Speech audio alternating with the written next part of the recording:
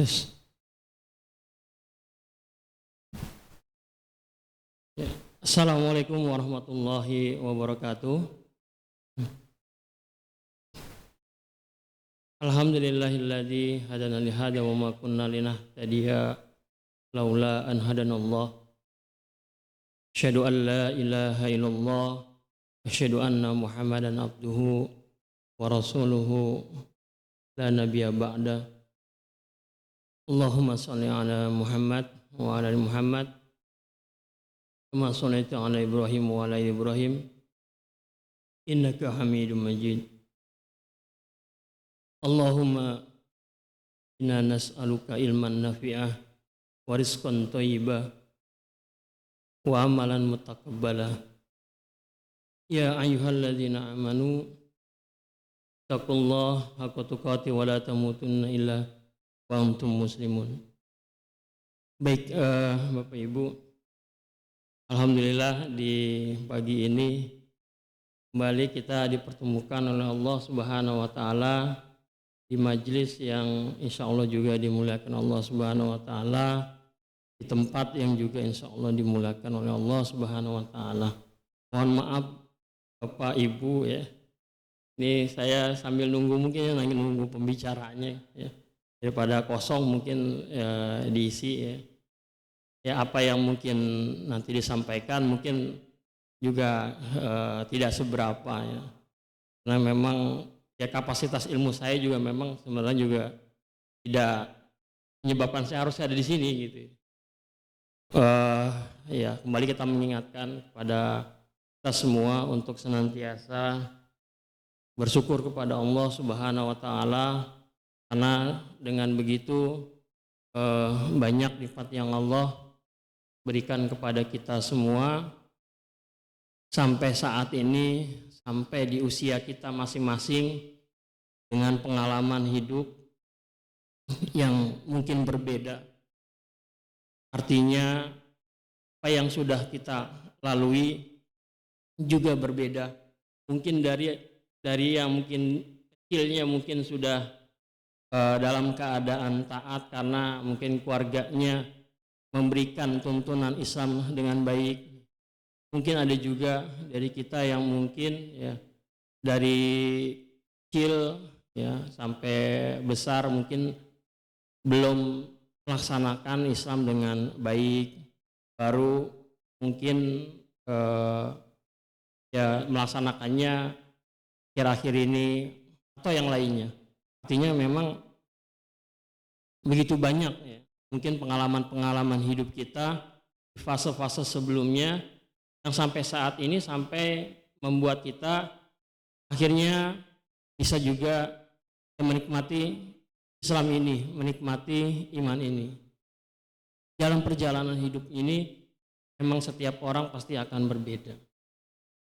Kemudian tetap kita dalam rangka bersyukur pada Allah Subhanahu wa taala ya, dalam keadaan yang sehat ya. Mudah-mudahan keluarga kita juga dalam keadaan sehat. Kemudian keluarga kita juga dalam keberkahan senantiasa. Kalau yang pernah mungkin saya ingat dari yang pengisi-pengisi di sini ya, salah satu arti keberkahan itu adalah senantiasa ya kita dalam kebaikan dan terus melakukan kebaikan. Artinya kalau kita hidup kita berkah, maka hidup kita senantiasa dalam kebaikan dan selalu bertambah kebaikan-kebaikan itu. Ya kemudian berkah juga mungkin usia kita, anak-anak kita. Ya mudah-mudahan semuanya senantiasa di dalam perlindungan Allah Subhanahu wa taala. Salawat dan salam kepada junjungan kita Nabi Muhammad sallallahu alaihi wasallam, suri teladan bagi seluruh umat manusia yang ada di dunia ini. Apalagi bagi kita yang mengaku beragama Islam, apalagi bagi kita yang mengaku beriman, karena tidak semua orang Islam itu beriman. Ada yang cuma mungkin barangkali Islamnya di KTP saja. Ya Bapak Ibu ya, mungkin kita bisa menemui lah di kehidupan kita, di lingkungan kita. Mungkin kita melihat, mungkin kita tahu bahwa ada nih orang ini gitu kan, dia agamanya Islam, ya. Tapi sehariannya mungkin saja ya, ini kan asumsi kita, ya kan. Kita nggak tahu orang itu bagaimana gitu. Kalau dia yang mungkin bapak-bapak, dia sholatnya di masjid atau musola terdekat, mungkin kita bisa melihat ya, oh, orang itu sholat, orang itu rajin gitu. Tapi yang ya pernah disampaikan juga bahwa ya tadi ya, salah satu ukuran kebaikan kita itu ya, agar ketika nanti di akhir hayat kita orang-orang bersaksi bahwa kita ini orang yang baik. Biasanya kan kalau ada sholat jenazah kan ditanyain ya Bapak Ibu ya, ini jenazahnya gimana gitu kan, jenazahnya ahlul khair enggak kan gitu. Nah kalau orang melihat bahwa tak senantiasa ya di dalam masyarakat mungkin berbuat baik gitu kan, nantiasa mungkin berusaha ya beribadah pada Allah ya, khususnya yang wajib-wajib ya, bukan ria karena memang ini salah satu tuntunan kita, apalagi bagi kita yang laki-laki ya, laki-laki, bahwa kita dituntut ya untuk bisa hadir di sholat berjamaah ya di masjid atau musola terdekat. Ya, saya tidak menekankan karena sini di lingkungan kita di RW ini ada masjid dan 3 musola ya. Mungkin di sini ada ketua musolanya juga nih, Pak Adit.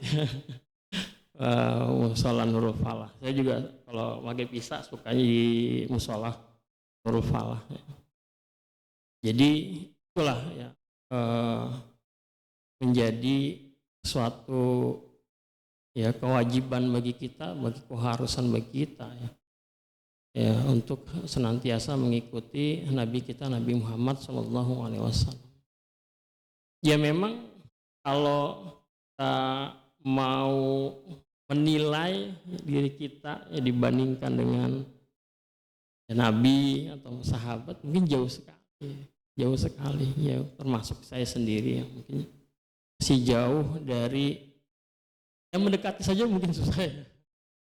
Tapi paling tidak kalau kita bicara ibadah itu adalah kita berusaha semaksimal mungkin dengan sekuat tenaga apa yang bisa kita lakukan, dan kita nggak bisa lakukan semua, harus satu persatu. Nah, satu persatu kita pilih dulu mana yang mungkin kita ingin perbaiki gitu. Satu-satu, insya Allah ketika nanti itu berjalan, pastinya nanti Allah akan menggiring kita, memberikan jalannya lah, kalau gitu ya. Ya kalau misalkan bagi kita bapak yang mungkin yang perlu kita perbaiki apa, misalkan sholat berjamaah gitu kan, sholat berjamaah. Kalau selama ini mungkin belum sholat berjamaah, ya berarti kita harus perbaiki itu sedikit demi sedikit. Mana sholat mana dulu yang mau kita perbaiki gitu. Apakah memang mau subuh dulu? Kalau memang subuh dulu kan berarti kan kita harus punya effort yang kuat gitu. Karena salah satu godaan terbesar ketika di sholat subuh gitu. Kita harus ya mungkin yang kalau yang belum terbiasa biasanya kan ya harus masang alarm dulu gitu. Alarm tuh nggak bisa sekali 2 kali ya Bu. Biasanya kalau kita masang alarm apalagi dekat dengan tempat tidur kita ya, bunyi bukannya kita bangun, bangun sih ya kan, tapi apa, matiin. Matiin sekali, dua kali, bahkan mungkin tiga kali ya. Tetap juga mungkin kalau memang belum terbiasa maka akan ya akan cuma sekedar matikan saja ya, kalau memang nggak niatnya nggak kuat gitu. Nah, dengan kondisi seperti itu maka kita harus meniatkan dengan mengazamkan diri kita dengan kuatnya. Ya kalau termasuk Pak Furqan juga pernah mengatakan bahwa dia juga 3 kali itu kalau nggak salah ya, alarm gitu kan. Mungkin alarm yang pertama ya mungkin masih bisa dimatikan ya kan. Yang kedua mungkin bangun dan seterusnya. Ya kemudian juga ya niat yang kuat itu ya ketika mungkin kita mau tidur ya. Dan yang berikutnya juga kalau dijauhkan mungkin alarmnya ya dari jangkauan kita. Kenapa? Kalau misalkan deket kan gampang matiinnya. Kalau jauh kan kita harus bangun dulu. Kemudian akan mematikan alarm. Nah ini juga mungkin hal-hal yang mungkin kita bisa perbaiki. Belum ada kodenya. Jadi terus kode sini. Ya itu mungkin ya Bapak Ibu. Jadi kita harus memang berusaha semaksimal mungkin lah ya. Di dalam meniru mungkin cara beribadahnya Nabi. Makanya kan kita perlu juga banyak menuntut ilmu ya, banyak mencari dan kemudian juga tadi ya berusaha semaksimal mungkin ya untuk tadi ya berusaha mendekati satu persatu ya. Kalau misalkan mau yang lainnya apa dulu ya, nanti insya Allah dia akan sholat sudah terjaga, biasanya nanti akan deketin kan tilawahnya diperbanyak, kemudian puasanya juga ya. Kalau sudah tertata nanti sedikit demi sedikit dia akan bisa kita perbaiki, tapi tetap kita harus punya catatan ya, artinya kita punya target-target juga gitu. Misalkan dalam waktu berapa bulan apa nih yang mau kita perbaiki gitu. Harus ada catatan-catatan itu ya. Agar apa? Agar bisa terevaluasi apa yang kita akan lakukan. Iya, salawat kepada Nabi, kemudian pada keluarga juga, pada para sahabat, para tabiin, kemudian para pengikut ya, dari ajaran Islam ini, ya semoga ya, dengan kita istiqomah di dalam menjalankan ini, kita bisa mendapatkan syafaat dari Nabi Muhammad SAW dan bisa kita dimasukkan dalam surganya Allah Subhanahu wa Ta'ala.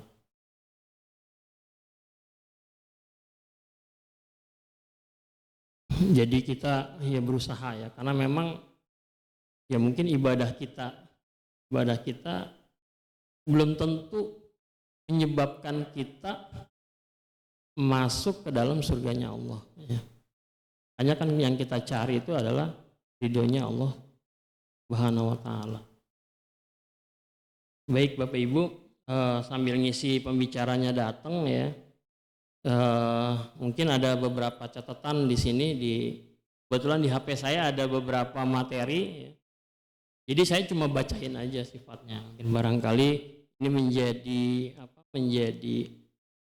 ya bagian pengetahuan dari kita ya. Materi yang akan saya pilihkan itu adalah tentang syukur ya, tentang syukur. Ini biasanya kalau saya di sekolah ini biasanya dibawakan per kelompok ya. Di sekolah saya biasanya kita guru punya pegangan murid itu sekitar 10-11 orang ya. yang dia dijadwalkan ya berkelompok ya di sekolah tempat saya itu begitu. Jadi kita memberikan materi biasanya. Nah, dari materi yang saya dapatkan dari sana ya, maka kita hari ini ya berusaha ya menjabarkan tentang mensyukuri nikmat Allah Subhanahu wa taala. Ya kalau kita bicara syukur ya mungkin Bapak Ibu ini sudah hafal ya. Ya mungkin ini mengingatkan kembali saja tentang syukur itu ya. Syukur itu bisa yaitu dilaksanakan itu dengan 3 sebenarnya.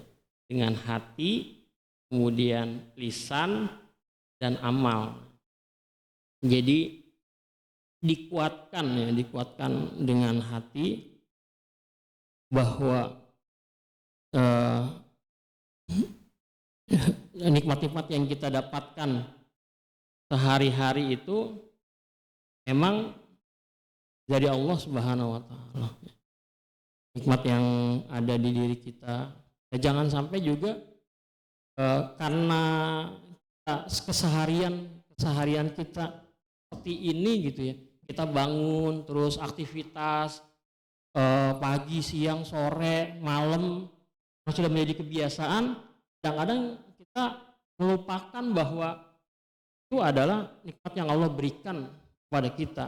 Ini sudah keseharian, sudah keseringan, kita sudah berusia berapa tahun sampai sekarang nih, itu udah tiap hari kita nikmati gitu. Kadang-kadang kita rasa ini cuma ya ini kebiasaan kita aja gitu. Bahwa ini bukan sesuatu yang nikmat dari Allah gitu ya. Kadang-kadang cuma sekedar ingatnya ya, kadang ketika mengkajian atau apa ya kalau pematerinya mengingatkan gitu ya. Jadi kita kuatkan dengan hati kita. Kalau misalkan di sini, kalau mungkin terutama Bapak ya, kalau sama siswa saya biasanya saya tahu juga ya, bahwa nikmat yang kamu dapat itu bukan hanya dapat langsung dari Allah, tapi nikmat yang kamu dapetin juga dapat dari orang tua kamu, saya bilang biasa. Kenapa? Fasilitas pakaian, sekolah kalian, tempat tidur, kemudian kamar, mungkin fasilitas komputer dan lain-lain. Itu adalah juga nikmat yang Allah berikan tapi tidak langsung, tapi melalui perantara orang lain. Jadi mungkin barangkali juga kita pernah mendapatkan ya nikmat-nikmat yang Allah berikan itu tidak langsung. Kalau yang kayak sekarang ini saya bisa tangan saya bisa bergerak, ini kan nikmat yang Allah berikan langsung. Tapi kan ada juga kadang-kadang nikmat yang Allah berikan melalui perantara orang lain. Misalkan apa, kita diberikan makanan sama tetangga kita, gitu kan sebenarnya nikmat yang Allah berikan tapi melalui perantara orang lain. Ya. Gimana kita nggak bersyukur ya? Kalau kita mengingatkan, kalau misalkan siswa ingatkan, ya kamu bersyukur. Caranya gimana? Dengan berbakti kepada orang tua kita gitu. Nah kalau bayangkan kalau misalkan kita dikasih nikmat makanan sama tetangga kita atau teman-teman kita ditraktir lah gitu ya, itu pasti kita apa? Ya pasti berterima kasih. Ya berterima kasih. Kadang-kadang kalau siswa malahan dia lebih ngerasa berterima kasihnya kepada temennya gitu. Oh iya dijajanin, dia ditraktir gitu. Padahal sama temen aja dia berterima kasih sampai seperti itu gitu. Gimana kalau ya yang kita dapatkan ini dari Allah gitu. Bagaimana kita harus membalasnya gitu. Setelah diyakini dengan hati, ya kemudian ya kita ucapkan dengan lisan. Ya misalnya kan sudah jelas ya. Kalau kita ucapkan dengan lisan biasanya yang paling sederhana ya kita ya mengucapkan hamdalah ya, alhamdulillah rabbil alamin. Ya memang ya terkadang orang merasa cukup dengan kita mengucapkan kata hamdalah ya. Padahal sesungguhnya ucapkan kata hamdalah saja tidak cukup gitu ya. Harus diperkuat lagi dengan yang namanya amal perbuatan kita semua. amal perbuatan pastinya yang baik ya, pastinya yang baik. Karena kalau kita bicara takwa itu menjalankan seluruh ya perintah Allah ya semampu mungkin ya, semaksimal mungkin.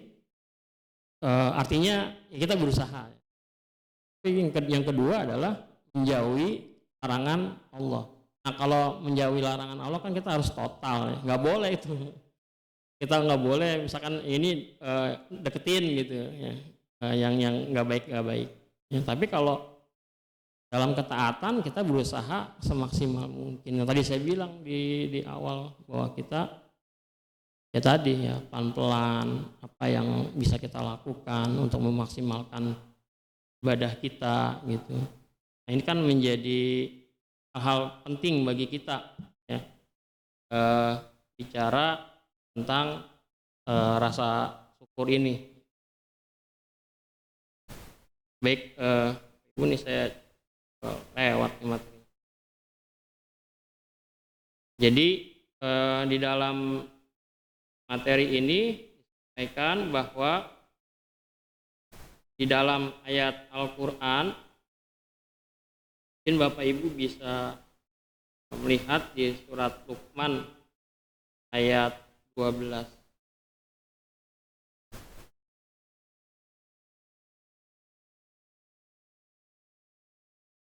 Kecil banget nih hurufnya ya.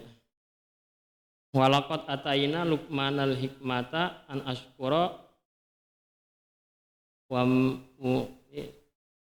saya cari dulu ya Bu. Surat Luqmannya nih tulisan Arabnya gak jelas kalau di materinya. Harus pakai Qur'annya. Mungkin Bapak Ibu bisa bantu saya kalau memang ada yang sudah buka ya, surat Luqman ayat 12. Nanti bisa dibacakan artinya kayak Pak Furqon gitu ya. Oh bukan sih, lebih jago ya. Maksudnya cuma ngisi doang. Baik, ini dia. Walaqad ataina Luqmanal hikmata anishkur lillah.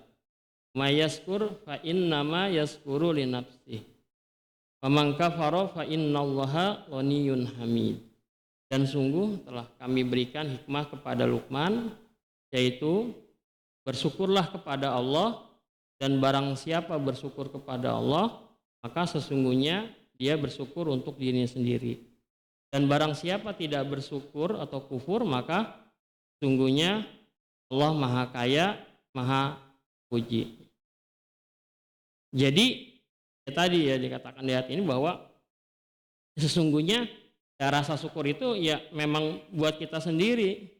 Karena tanpa kita bersyukur pun ya tidak akan berkurang sedikit pun ya dari yang Allah punya gitu ya. Maka di sini dikatakan bahwa pengertian syukur secara bahasa itu adalah diri dari huruf sin, kaf, dan ro yang menunjukkan pujian pada seseorang atas kebaikan yang ia perbuat. Kemudian Imam As-Syaukani berkata, bersyukur kepada Allah adalah memujinya sebagai balasan atas nikmat yang diberikan dengan cara melakukan taatan kepadanya. Kemudian Ibnu Taimiyah juga menyatakan bahwa syukur haruslah dijalani dengan hati, lisan, dan anggota badan. Adapun alhamdulillah hanyalah di lisan saja.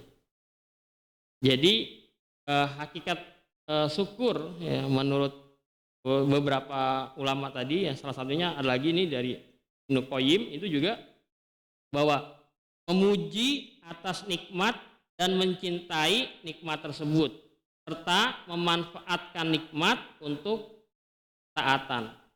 Jadi begitu banyak nih ya pengertian-pengertian dari rasa syukur itu ya dari beberapa ulama. Kemudian ada lagi dari Al-Munawi rahimahullah berkata, syukur itu ada dua tahapan.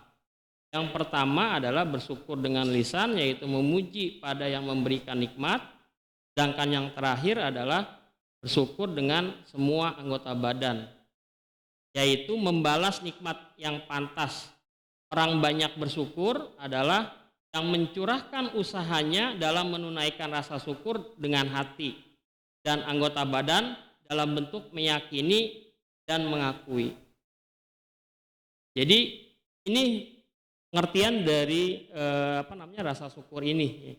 Jadi tadi tetap yang saya katakan ya, dalam diyakini dengan hati, kemudian diucapkan dengan lisan, dan diamalkan dengan seluruh anggota badan kita, ya, anggota badan kita. Dan yang paling penting dari tingkatan syukur tadi yang ketiga, ya, bahwa ya diamalkan ya rasa syukur itu dengan seluruh anggota badan kita. Ya, ya kalau kita bicara tingkatan ya pastinya yang wajib-wajib dulu yang kita yang kita lakukan. Ya. Kalau kita ya beriman, artinya harus ya setelah syahadat kan pasti sholat gitu kan. Dan sholat ini kan perkara yang paling utama ya, perkara yang paling utama dan perkara nanti yang akan yang dihitung di awal ya. Jika seseorang sholatnya benar, maka dia akan tercermin di akhlaknya, di perbuatannya, di ucapannya. Artinya ya cerminan dari akhlak seseorang itu tuh sholatnya ya. Kalau memang sholatnya baik, pasti insya Allah nanti juga akan baik di akhlaknya seluruh kehidupannya. Kemudian juga setelah sholat ya ada puasa ya. Mungkin kalau kalau puasa yang wajib itu adalah yang puasa bulan Ramadan. Nah kalau misalkan mau kita tambahkan lagi ya dengan yang sunnah-sunnah, ya akan pasti lebih baik lagi. Ya, kalau sholat ya, mungkin kalau sholat yang rawatib yang perlu kita perkuat ya, itu adalah sholat 10 atau 12 rakaat. Sholat sunnah rawatib yang perlu kita jaga. Ya, 10 atau 12 ya, 4 rakaat sebelum zuhur, 2 rakaat sesudah zuhur, 2 rakaat setelah maghrib, 2 rakaat setelah isya, dan 2 rakaat sebelum subuh. 10 atau 12. Kadang-kadang kalau kita nggak dapat yang 4-nya di sebelum zuhur kan kita dapetin 2-nya. Barang siapa yang menjaga surat sunnah rawatib itu akan dibangunkan rumah di surga. Pernah kita dengarkan ya yang pembicara di sini ya, gimana tuh nikmatnya punya rumah di surga gitu. Kita di emperannya aja di emperannya aja enak gitu kan, di surga apalagi kita punya rumah sendiri gitu. Ini menjadi motivasi juga bagi kita. Ya berusaha semaksimal mungkin. Tapi sekali lagi memang godaannya berat pasti, berat. Ya. Tapi kalau kita nggak mulai dari sekarang menjaga sholat tadi ya, sedikit-sedikit ya kita bisa menjaganya. Atau mungkin sholat-sholat yang lain ya. Kalau ada tambahan misalkan setelah sholat subuh kemudian berdiam diri di masjid. Sebenarnya untuk yang berdiam diri ini juga ya mungkin ada beberapa. Ada yang dia berdiam diri nggak bergerak di tempatnya gitu ya sampai dia zikir dan seterusnya gitu. Ada juga yang berzikir di dalam masjid ya, artinya setelah dia duduk di sholat subuh dan pindah tempatnya kemana gitu, berdiam sampai waktu surut, kemudian 10 atau 15 menit setelah surut kemudian sholat 2 rakaat ya. Ada juga yang mengatakan ya tadi ya bukan sholat suruk namanya gitu. Ada juga yang mengatakan itu sholat duha di awal waktu. Juga yang mengatakan bahwa itu bukan sholat suruk ya, sholat duha ya. Kemudian kalau sholat duha yang berikutnya yang matahari agak naik ya, mungkin di sekitar jam 9 atau jam 10-an. Ini juga sholat-sholat yang mungkin bisa menjadi tambahan bagi kita. Ya, sekali lagi ya tetap kita berusaha. Ini juga menjadi tausiah bagi saya ya untuk terus berusaha ya meningkatkan hal-hal tersebut ya. Tambah lagi yang lain-lainnya silakan ya. Ya kalau sunnah-sunnah yang lain ada yang goiru muakat mungkin ada juga ya, mungkin yang sebelum asar ya kan juga ditambahkan, atau mungkin sholat tahajud ya, ya, ya kita juga terus berusaha. Kemudian ya tilawah Quran ya, bisa juga ditambahkan ya, targetnya berapa. Kalau Pak Kanzan bilang sih ya, yang isi di sini ya, pernah saya dengarkan itu paling lambat kita harus menghatamkan itu 40 hari ya, paling lambat. Ini kan menjadi, kalau kita bagi, kalau 1 juz sehari kan berarti ya 30 hari hatam. Ini kalau misalkan nggak sampai sejuz ya minimal berarti sekitar 3/4 ya, 3/4 juz ya, 3/4 kali ya sekitar 7 atau 8 lembar sehari. Atau kumulasi, artinya hari ini kita 2 juz ya, besok mungkin setengah juz ya, tapi akumulasinya dalam sebulan atau 40 hari kita bisa menghatamkan Al-Quran.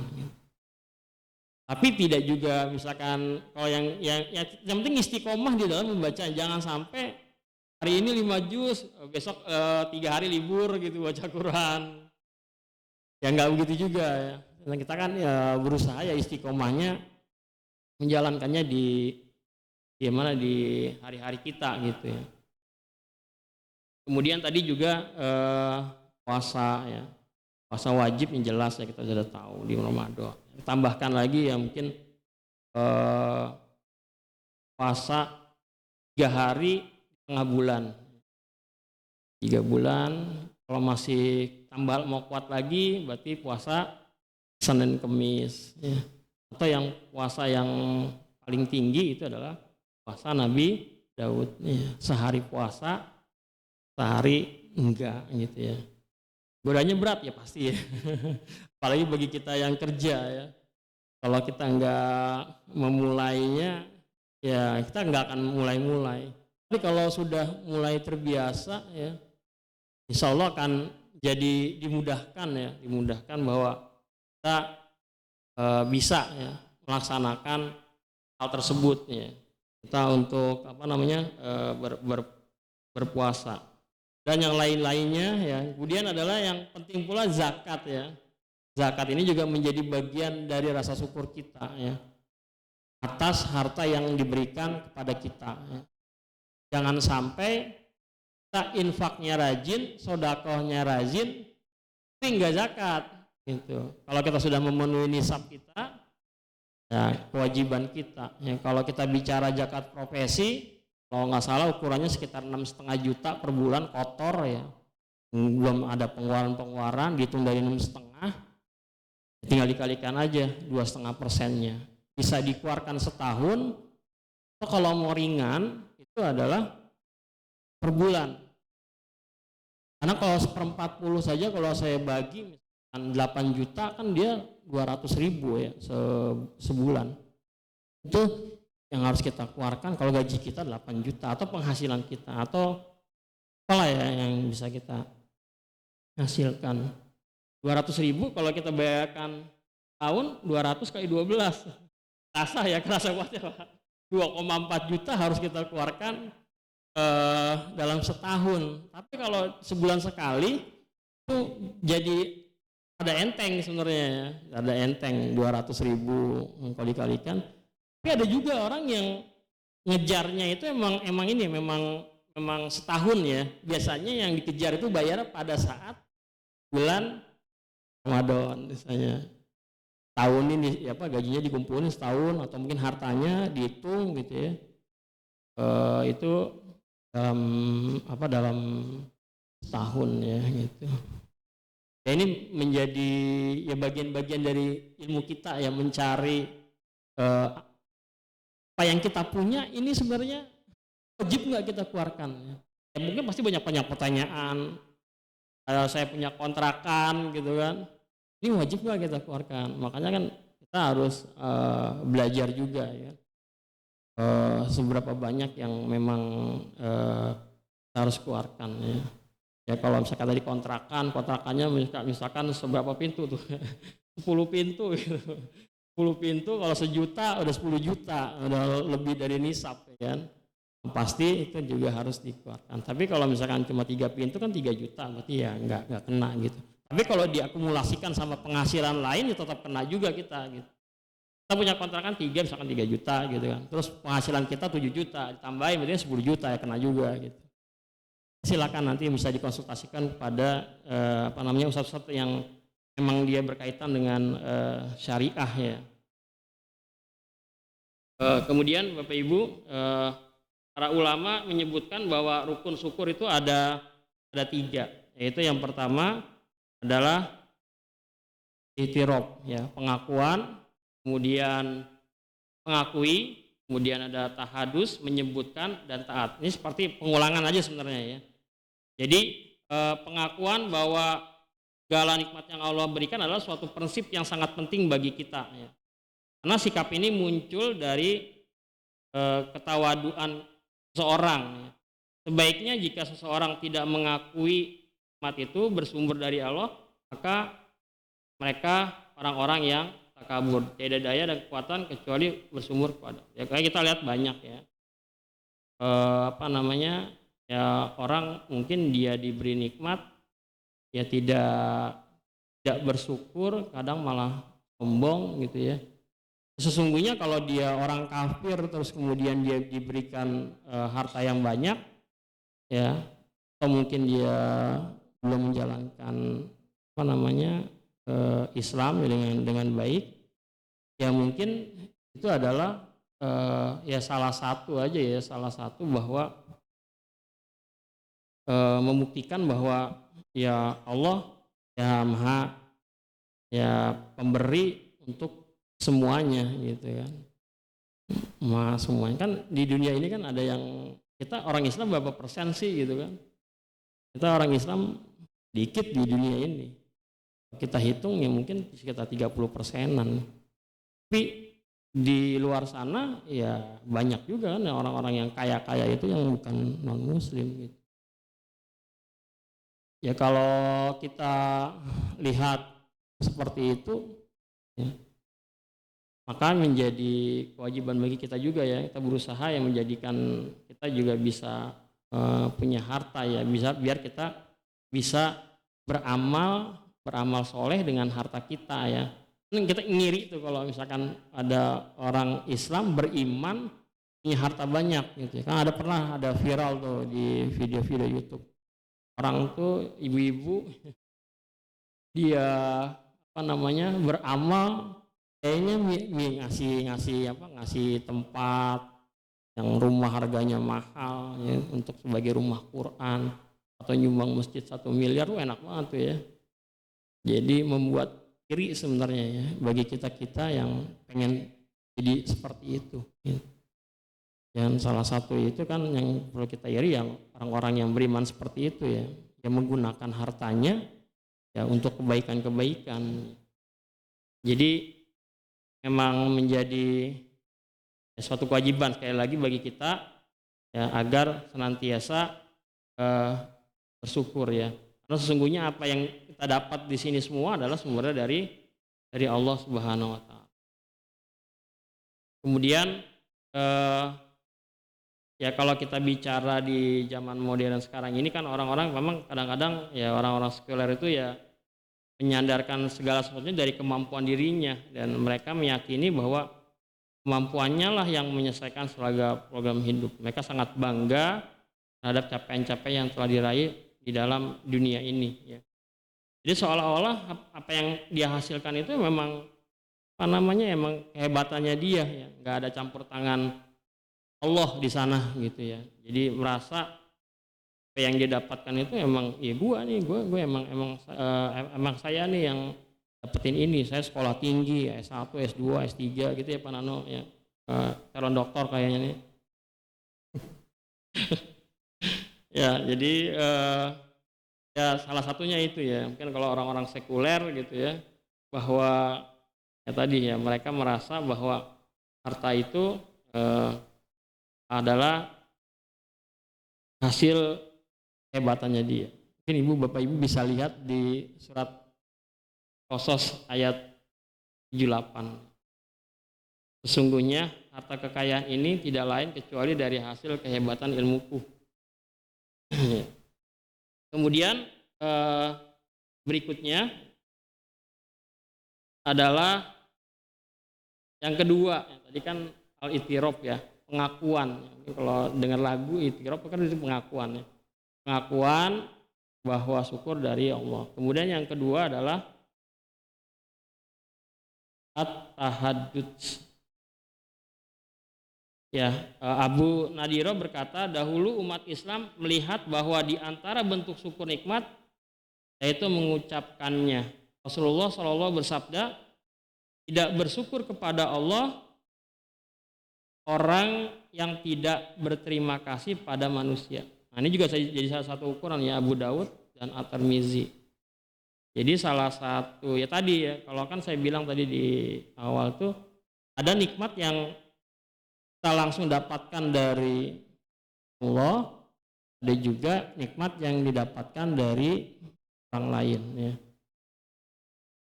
Nah, ini menjadi ya panduan bagi kita juga ya.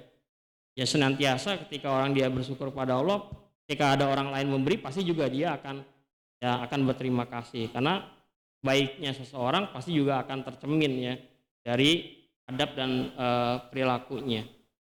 Kemudian dari Al Hasan bin Ali, jika Anda mendapatkan kebaikan, maka ceritakanlah kepada temanmu.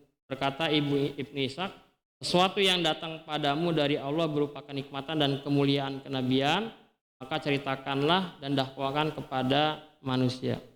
Orang beriman minimal mengucapkan hamdalah, alhamdulillah ketika mendapatkan kenikmatan sebagai refleksi syukur kepada Allah. Demikianlah betapa pentingnya hamdalah, dan Allah mengajari pada hambanya dengan mengulang-ulang kataan hamdalah.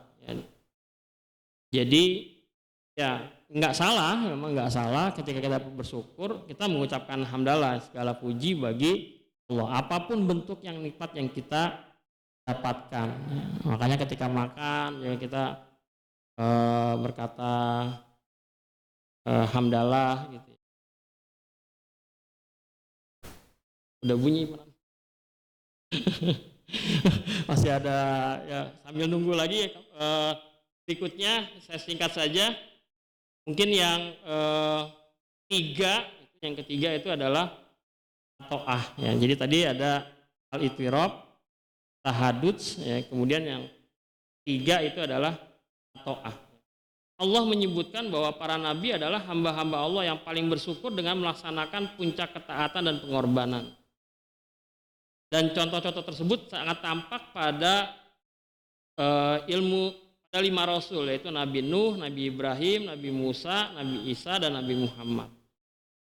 Jadi ya tadi ya, bentuk-bentuk puncak rasa syukur itu adalah puncak ketaatan dan pengorbanan. Ya, apalagi kita baru selesai ini ya, ibadah di Zulhijjah ya, setelah Kurban ya, mungkin sudah banyak mendengar ya bagi bentuk taatan dan bentuk pengorbanan ya dari Nabi Ibrahim dan Nabi Ismail. Jadi sudah dicontohkan pada momen-momen yang di Zulhijjah ini. Lagi nanti momen berikutnya ya. Mungkin momen hijrah bentar lagi ya. Momen hijrah di bulan Muharram tanggal 19 Juli kita masuk lagi ke tahun baru Islam 1445 ya. Ini juga kan salah satu momen sejarah perjalanan Islam ya. Hijrah ya dari tempat yang ditekan ya, tempat yang lebih baik lagi. Nah, dari sini ya mungkin bagaimana Aisyah menceritakan tentang ketaatan Rasulullah. Suatu saat Rasulullah melakukan sholat malam sehingga kakinya terpecah. Berkata Aisyah, engkau melakukan ini padahal Allah telah mengampuni dosa yang lalu dan yang akan datang. Berkata Rasulullah, tidak bolehkah aku menjadi hamba yang syukur. Jadi inilah ya menjadi bagian dari evaluasi dan refleksi hidup kita ya. Bagaimana sesungguhnya tingkatan dari rasa syukur itu adalah kita berusaha beribadah kepada Allah, taatan kita semakin ditingkatkan. Itulah bahwa memang bukti dari rasa syukur kita kepada Allah Subhanahu wa taala. Mudah-mudahan apa yang saya sampaikan menjadi pengingat bagi diri saya biar nanti terus bisa lebih baik lagi. Ini bisa jadi bermanfaat bagi Bapak Ibu yang hadir dari sini. Mudah-mudahan Allah senantiasa membalas kebaikan-kebaikan kita dengan kebaikan yang banyak, kebaikan-kebaikan yang berlipat ganda.